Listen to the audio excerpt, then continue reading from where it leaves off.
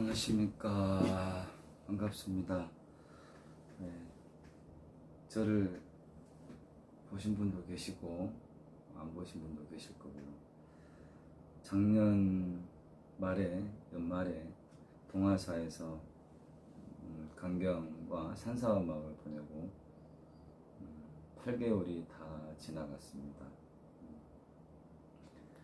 제가 3년 전에 간경을 시작했었는데요. 특별히 이렇게 뭔가 법을 가르치고 수행을 가르치는 그런 게 아니었고요. 성광사나 해인사, 통도사, 그리고 쌍계사, 수덕사 이렇게 강당 있는 절에서는 1, 2학년 동안, 2년 동안 스님들이 큰 대방에 모여서 새벽 예불 끝나고 한 2시간, 짧게 한 시간, 또 저녁 예불 끝나고 한 2시간 이렇게 큰 소리로 경전을 외우는 절집 문화가 있습니다. 신심이 나기도 하고 때로는 곤욕스럽기도 하죠. 지친 몸을 이끌고 큰 소리를 읽고 큰 소리 안 나오면 윗반 스님들한테 경책받고 그런 것들이 이제 엄청난 힘이 됐었는데요. 언제부턴가 아침에 그 책을 읽었던 그런 강경의 그 그림이 너무 그리워서, 그래, 혼자 살면서 나태해질 게 아니라 좋은 점을 하나씩 다시 찾아가자 그래가지고 책을 읽는데, 아침 예불 끝나고 그 가장 맑은 수수한 시간대에 책을 읽으니까 너무 좋은 거예요. 불현듯 생각나는 게, 이 글을 읽는 소리를 듣는 사람도 참 좋겠다라는 생각이 들더라고요. 그래서 시작한 겁니다. 주위에 기도하고 싶고 공부하고 싶은데 어떻게 해야 될지 모른다거나 어디서부터 해야 될지 모른다거나 또 생활고에 지쳐서 절에 가기가 너무 힘드신 분들, 그런 분들은 집에서 그냥 한 10분 정도 되는 거, 20분 정도 되는 거 설거지하면서 들어도 되고, 방 훔치면서 들어도 되고, 출근길에 운전하면서 들어도 되고, 그것도 아니면 자장가상으로 자면서 들어도 되고, 들었을 때 참 좋겠다라는 생각이 듭니다. 물론 신심으로 따지면 안 되는 거지만 사회가 변화이기 때문에 그 변하는 사회에 맞춰서 불법을 널리 알리는 게 포교의 주 목적이기 때문에 어떻게든지 포교를 생각했을 때 현실을 살아가는 우리 불자님들에게 좀 다가서는 그런 게 필요하겠다 싶어서 시작했습니다. 그게 딱 3년이 지났습니다. 많은 분들이 왔다가 나갔다가 왔다가 나갔다가 왔다가 나갔다가 그래가지고 50명이 됐습니다. 50여 명이 됐었는데 이번 백중 하기 전에 제가 부산으로 고쳐를 옮기면서 너무 무뎌진 기분이 들더라고요. 과연 이분들이 듣고는 계실까? 터치를 하니까 이제 그 카톡은 숫자가 표시가 되잖아요.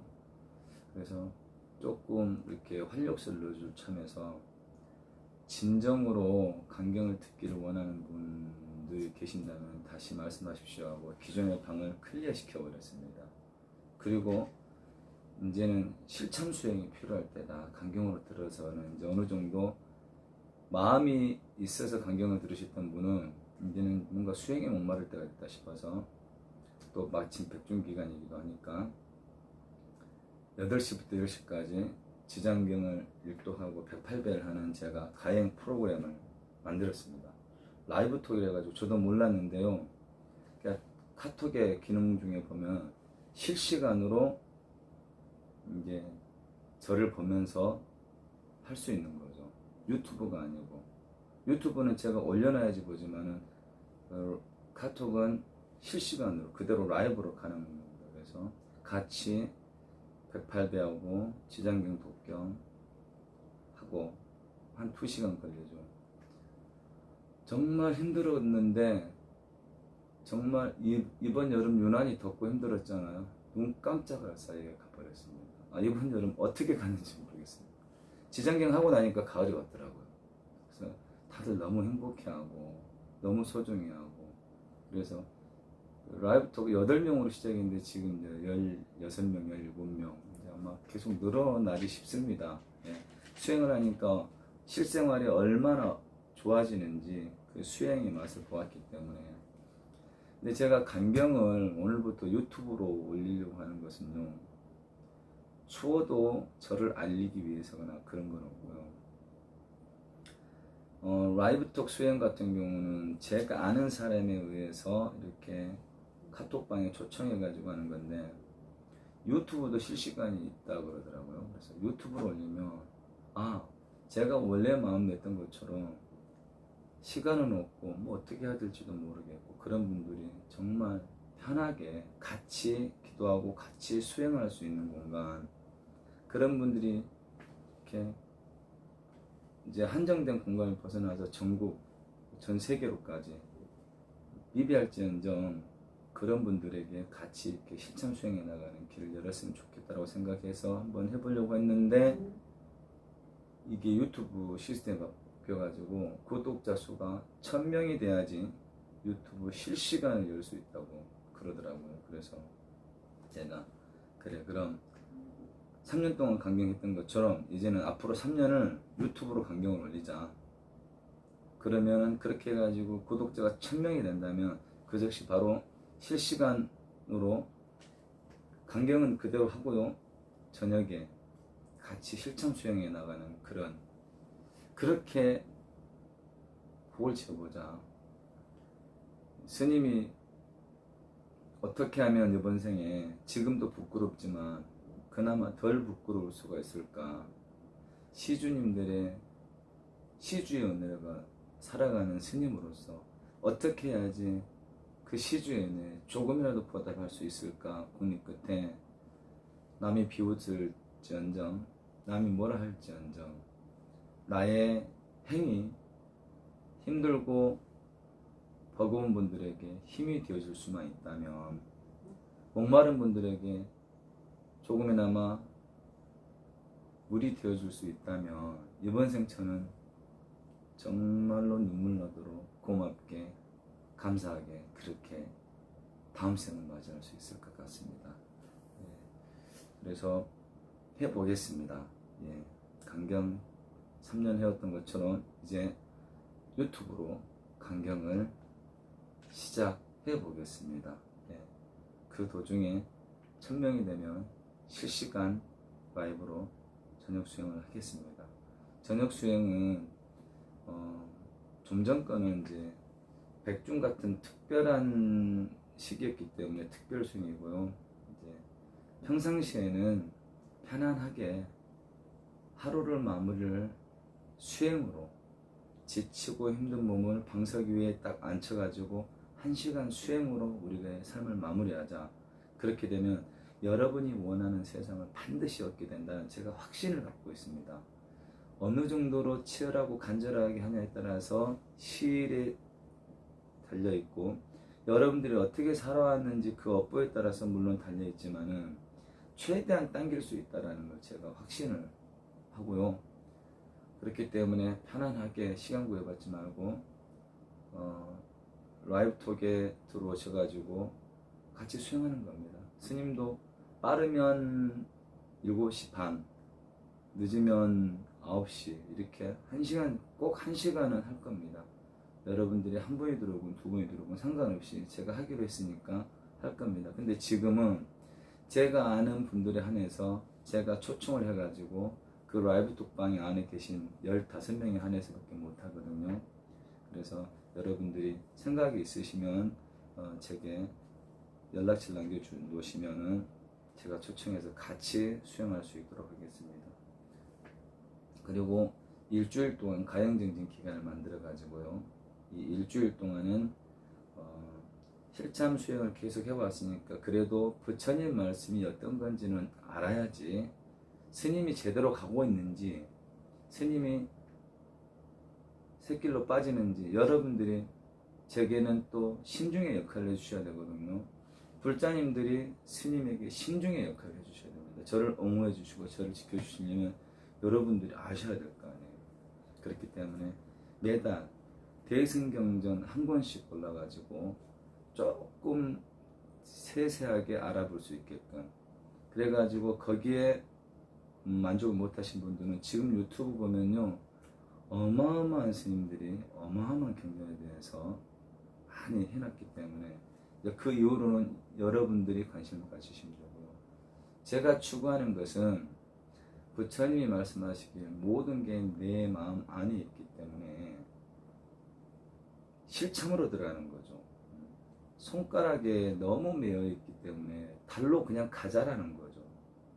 많은 경전을 읽은들, 많은 경전을 통달한들, 그거는 남의 집 소를 세우는 거에 불과하기 때문에 좀 빈약 하나만, 좀 모자라나마 나만의 소를 한번 우리가 키워보자는 거죠. 그게 실천 수행의 포인트가 되겠습니다. 그러지만 경전을 알아야 되기 때문에 매달 한 권씩 경전을 조금 세부하게 한번 들여다보고 절하고 수행하고 30분 경전 우리가 공부하고 30분은 그 경전을 독송하면서 벽팔배하고 나머지 1시간은 참선하면서, 이때 참선은 여러분들이 해오시던 수행법 그대로 하시면 됩니다. 화두선이건 그 다음에 연불 수행이건 다란이 수행이건 어떤 다른 기타 주력 수행이건 상관없습니다. 윗바사나건 상관없습니다.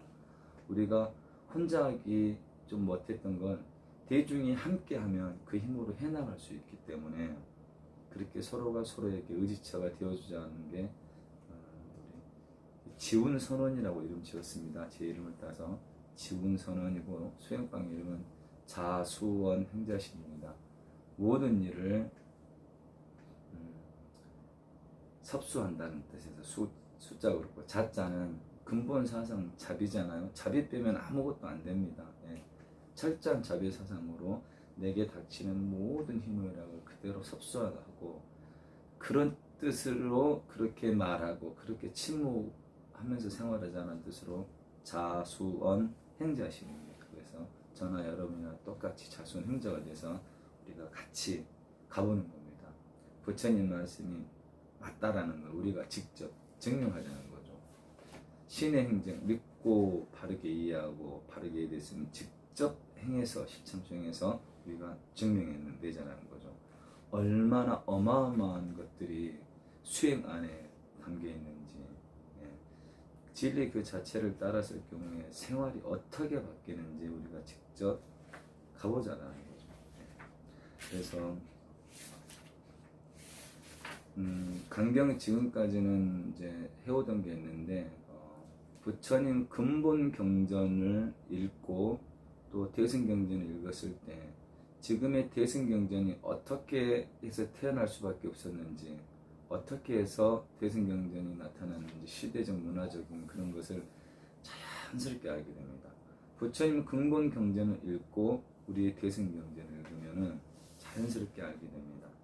대승경전이라는 건 다 아시겠지만 지금 우리나라 한국 사람들이 쉽게 접할 수 있는 전수경, 금강경, 미타경, 법화경, 지장경 이런 것들이 다 대승경전입니다.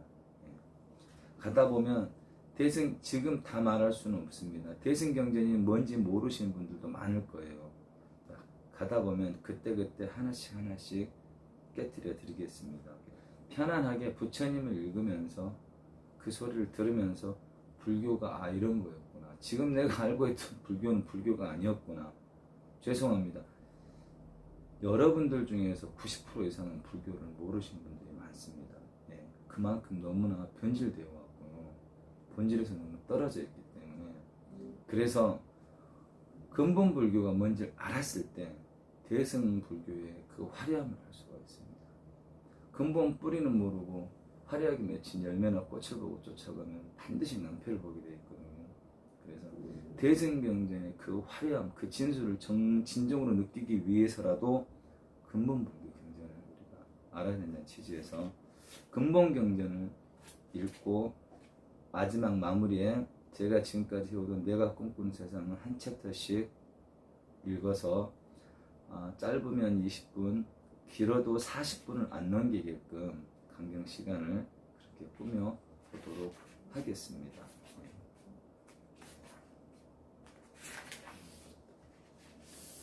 그렇게 하겠습니다. 그래서 오늘은 참고로 현암 출판사에서 나오는 게 부처님 말씀이라는 경전입니다. 똑같은 경전을 여러 번 반복할 수도 있고요. 또 니까야를 읽을 수도 있고요. 오늘은 부처님 말씀편 이제 챕터별로 나와 있습니다. 시대적 별로로 나와 있는 게 아니고 이것은 챕터별로 나와 있어서 간단하게 부처님 근본 경전을 간단하게 소개시켜주고 맛을 보여줄 수 있는 한 권의 책입니다. 이 책이 끝나면 아함보나 니까야로 들어가가지고 세부적으로 조금 지루할지언정 아함보나 니까야를 읽도록 하겠습니다. 오늘은 이렇게 인사말이 뭐 빠지는 거 있나 모르겠는데요. 시작을 해보겠습니다. 부처님께서 꼬살라의 사와띠 기원정사에 계실 때였다. 어느 날 한 바라문이 부처님께 문안드리고 여쭈었다. 곧다마시여, 어떤 사람을 푸따라고 합니까? 부모가 붙여준 이름입니까? 바라문이 지어준 이름입니까? 부처님께서 개송으로 말씀하셨다.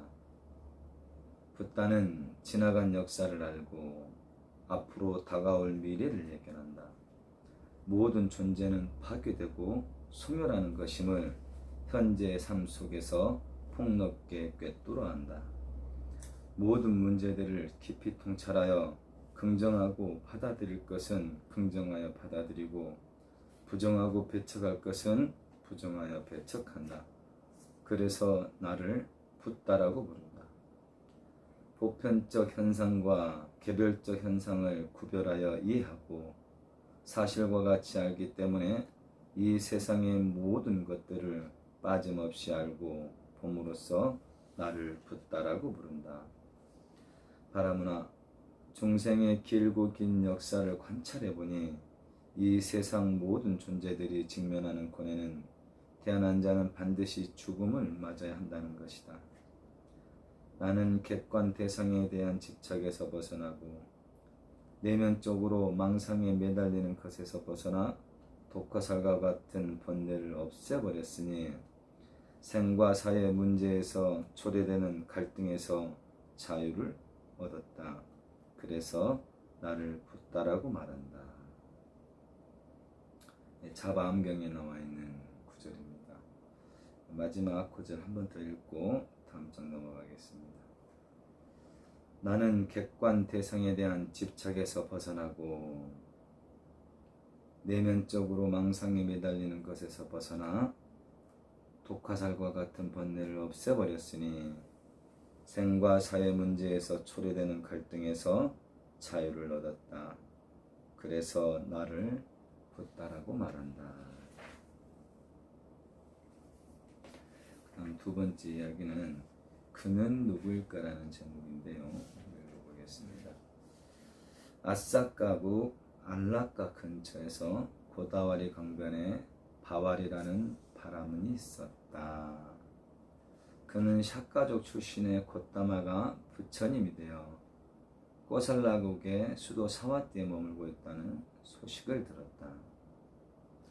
바왈이는 자기 제자 아지따 띠사메띠야 분나까 메따꾸 토따까 우빠시우 난다 해마까 소떼야 갑바 가뚜까니 바드라우다 우다야 뽀살라 모가라잔 삥기야 등 이렇게 16명에게 사와띠로 와서 부처님을 만나보라고 했다.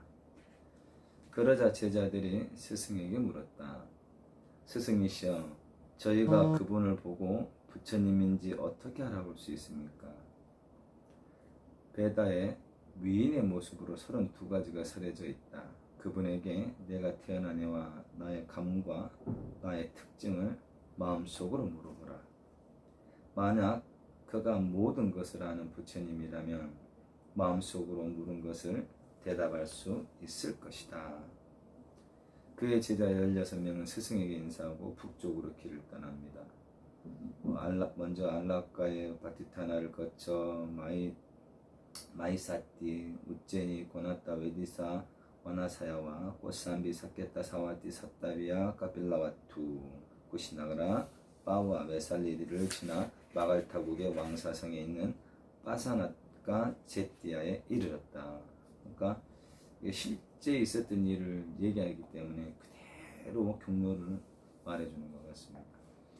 그들은 더 이상 지체하지 않고 부처님이 계신 산으로 올라갔다. 아짓다가 부처님을 뵙고 속으로 저의 스승의 생년과 가문과 특징을 말하시오라고 속으로 묻습니다. 그랬더니 부처님께서 이렇게 말씀하시죠. 어떻게 말했을까요? 잠깐만 사유를 한번 해보시죠.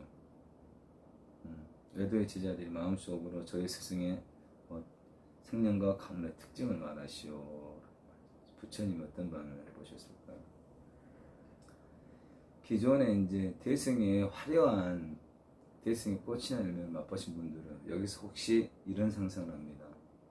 부처님께서 멋있게 또 마음속으로 너희들 금온 그 고생을 하고 여기까지 와서 포장 묻는다는 게 그것밖에 없더냐, 그걸 궁금해야 되겠더냐, 뭐 이런 식으로 아름다운 그림을 그릴 수도 있잖아요. 근데 부처님 금온 경제는 그냥 있는 그대로 말합니다. 그대의 스승은 120살이요 그의 성은 바왈이고 몸에 3가지 특징이 있고 3가지 베다에 통달하였다. 그들은 아무도 묻지 않았는데 부처님께서 그렇게 말씀하시는 것을 듣고 모두가 감격하여 합장하고 생각했다. 저분은 누구일까? 신일까? 범천일까? 제석천일까? 아니면 수자의 남편일까? 도대체 누구에게 대답하는 것일까라고 마음속으로 생각했다. 그리고 지금 이 챕터 1은 제가 설명 안 해드렸는데요. 지금 우리는 공부할 때 먼저 갖춰야 될 게 불법성 3보에 대한 확신입니다. 이 길 위에 나와 남을 행복해 하고 그렇게 니르바나로 가는 길이 이 길 위에 있음을 확신할 때 더 이상 그 어떤 고난과 역경에도 우리는 쉬 물러나지 않습니다. 그래서 확신만 갖는다면 이제부터는 시간 문제입니다. 확신 갖는 순간 우리는 해탈열반에 이르게 됩니다. 아시죠? 확신만 갖는다면 해탈열반에 이르게 됩니다.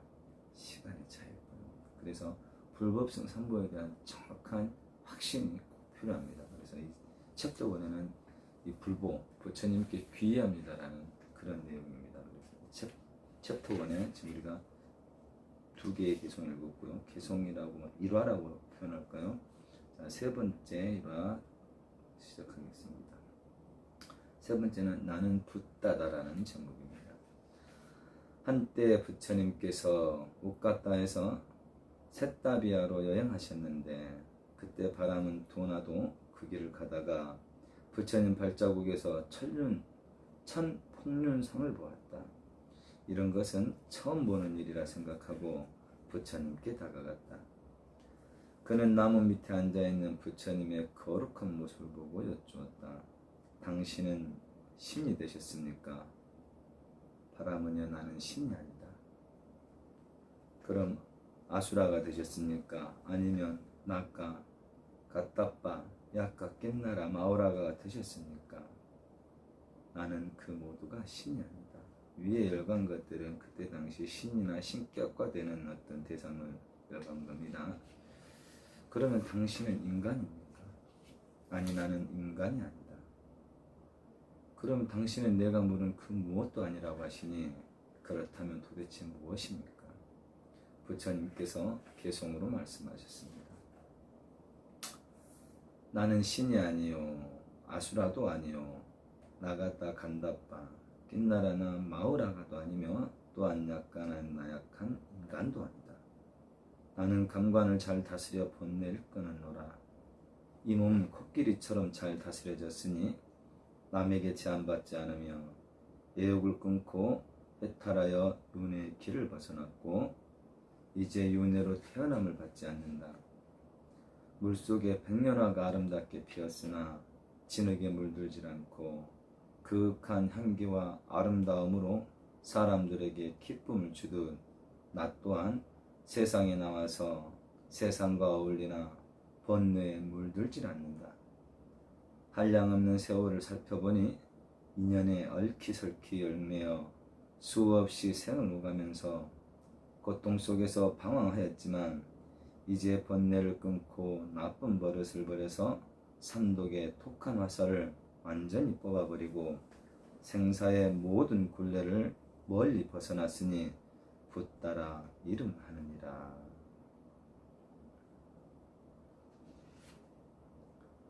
그 다음 네 번째 선언자, 해설자, 시행자라는 제목으로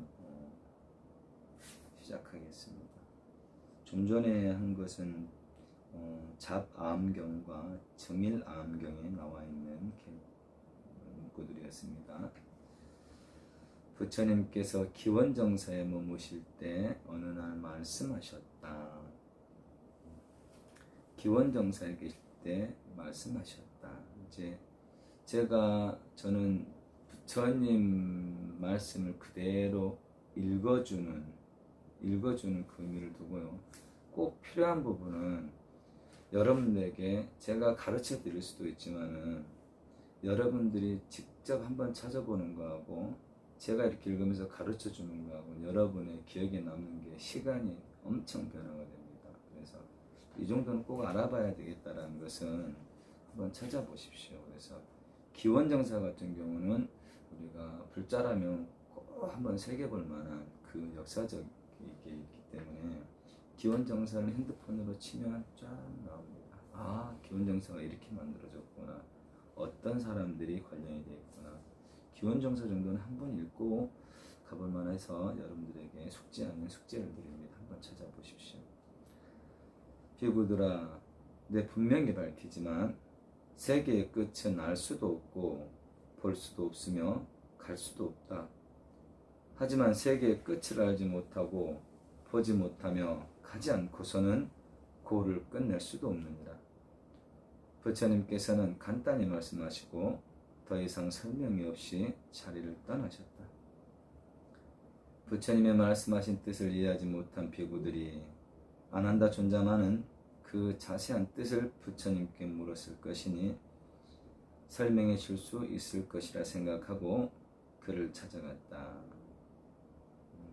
왜 이제 아난다를 그렇게 생각하냐면요, 아난다는 부처님 성도 이후 마지막 25년간을 부처님의 시봉제자로서 일거수일투족으로 부처님 옆에서 시봉하였기 때문에 다른 제자들에게 이런 위상을 갖게 되는 겁니다.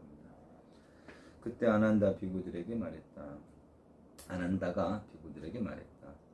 벗들이여, 당신들은 어찌해서 부처님을 만났으면서도 그냥 지나쳐버리고 오직 나만이 그 문제를 물었을 것이라 생각하고 있어. 벗들이여, 세존께서는 알아야 할 것을 모두 아시고 보아야 할 것을 모두 꿰뚫어 보셨으니 눈을 밝게 뜨신 현자이시며 모든 것을 꿰뚫어 아시는 전지자이시며 법 그 자체요 최고자이십니다. 이 분이야말로 법의 선언자이시고 해설자이시며 덕의 시행자이시고 불멸의 시여자이시며 법의 주요 진리의 체현자이신 열애입니다. 바로 지금이야말로 당신들이 이 문제를 부처님께 직접 물어야 할 때요, 부처님께서 말씀하시는 것을 명심해야 할 때입니다. 오늘은 한 편만 더 하고 간경 시간 마무리하겠습니다. 다섯 번째 이야기, 승리자라는 제목으로 시작합니다. 부처님께서 정각을 이루신 뒤 와란나시의 까시 지방으로 가다가 사명매도인 우빠가를 만나게 되었다. 그때 우빠가는 부처님의 모습을 보고 여쭈었다. 사명외도, 육사외도, 이곳은 그냥 그런 게 있다는 것만 알고 넘어가시면 됩니다. 궁금하신 분은 어떤 사람들이 있는가, 그분들이 그때 당시 부처님 당시에 최고의 정신적 지도자, 최고의 정신적 스승임을 자축 자타가 인정한 정신적 수행자, 지도자들입니다. 네. 삿대다 그래서 육사외도라고 그러죠. 삼명외도라고 한번 찾아보시면 알 수 있습니다. 거룩하신 수행자여, 당신의 모습은 거룩하고 얼굴은 자신감에 빛이 납니다. 당신의 스승은 누구시며 당신은 누구를 벗삼아 공부하셨고 무슨 법을 믿으시나이까? 이때 부처님께서 우빠가에게 말씀하셨다. 나는 모든 것을 이긴 자요 일체를 아는 자이다. 나는 모든 번뇌로부터 자유롭고 모든 굴레에서 벗어납니다. 스스로 욕망을 파괴하여 자유를 얻었고 위 없는 지혜를 성취하였거늘 누구를 스승으로 삼으랴. 나에겐 스승이 없고 천상이나 지상에서 견줄 자가 없느니라. 나는 이 세상의 성자요 가장 높은 스승이며 진리를 깨달은 붓다이니라. 모든 감정으로부터 고요함을 얻었고 홀로 열반을 증득하였다.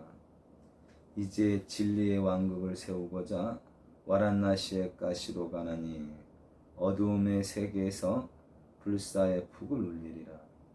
수행자여, 당신은 거룩한 승리자가 되었다고 말하는군요. 번뇌의 소멸에 도달한 모든 승리자는 나와 같느니라. 나는 모든 번뇌의 상태를 극복하였다. 우빠가여, 나는 바로 승리자이니라.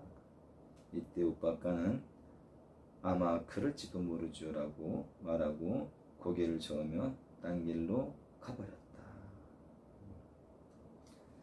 사분율과 증이라 안경에 나와 있는 구절인데요. 마지막 보면 우리가 참 정말 재밌는 부분이죠. 이게 부처님 말씀을 근본불교 부처님이 있었던 제주당시 얘기를 하는데 제자들이 조금이라도 부처님을 우상시했다거나 미화시킬 의도가 있었다면 마지막에 우빠가로 하여금 아마 그럴지도 모르지요 하고 고개를 가로 저으면서 딴 길로 가버렸다고 과연 표현할 수 있을까요? 저는 부처님의 진정한 매력이 이런 데서 나온다고 봅니다. 부처님 당신께서도 마지막에 그에 말씀하시죠.